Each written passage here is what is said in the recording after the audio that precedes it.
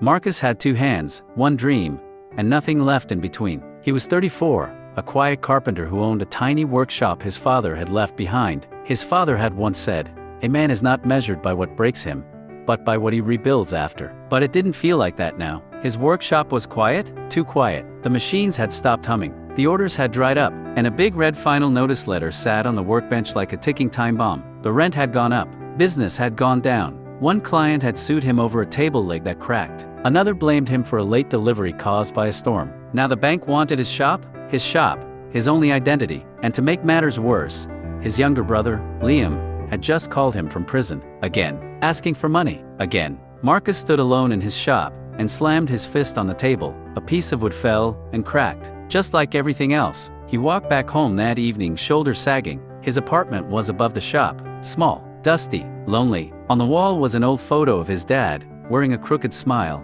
standing in front of the same workshop, back when it was full of life, customers, and joy. He remembered how his father used to whistle as he worked. He would fix chairs with broken legs, and say, "There's nothing broken that can't be mended, son." But Marcus didn't feel like fixing anything. That night, in frustration, he searched online, what to do when everything is falling apart. He scrolled until a strange phrase popped up in a forum. "Everything is figureoutable." He stared at it. Simple, bold, annoying. How can everything be figureoutable when your shop is dying, your bank account is dry, and your brother keeps making mistakes? But the word stuck, like a seed in the dirt. The next morning, Marcus stared at the red notice again. He whispered, "Okay, if everything is figureoutable, prove it." He grabbed a marker and wrote 3 questions on the wall above his workbench. 1. What is the real problem? 2. What do I still have? 3. What can I do next? He wrote answers, even if they were messy. Problem.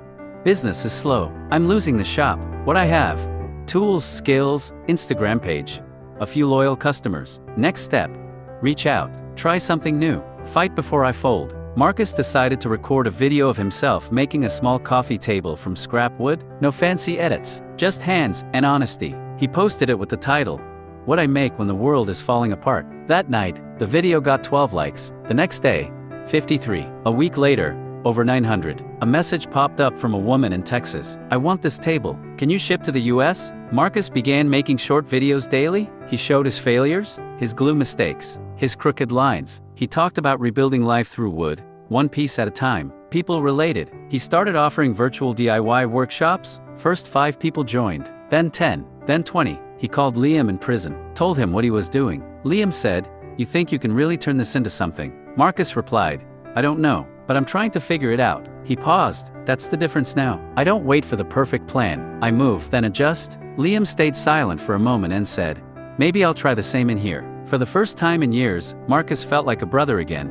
Not a savior, just a light. Just when things began to feel stable, disaster struck. One night, a faulty wire caused a small fire in the shop. A section of his workspace was damaged, charred wood, melted wires. It felt like a punch in the soul. Marcus sat outside in the cold, holding a cup of coffee and staring at the burnt door. The old voices returned. "You can't win? It's too late. You're cursed." But one new voice fought back. "Everything is figureoutable." He laughed bitterly. "Is it though?" Then he stood up, walked inside, swept the ashes, took pictures of the damage, posted them online with a caption. When your workshop catches fire, you learn to rebuild the fire within. People responded with support, donations, tools, encouragement. One woman offered to host a crowdfunding campaign. In 10 days, Marcus raised enough to repair the shop and upgrade a few machines. Pain had become progress. A year later, Marcus had more than just a workshop. He had a movement. His channel, The Broken Bench, had 300,000 followers. His workshops were sold out. He partnered with schools to teach woodworking to troubled teens. Liam,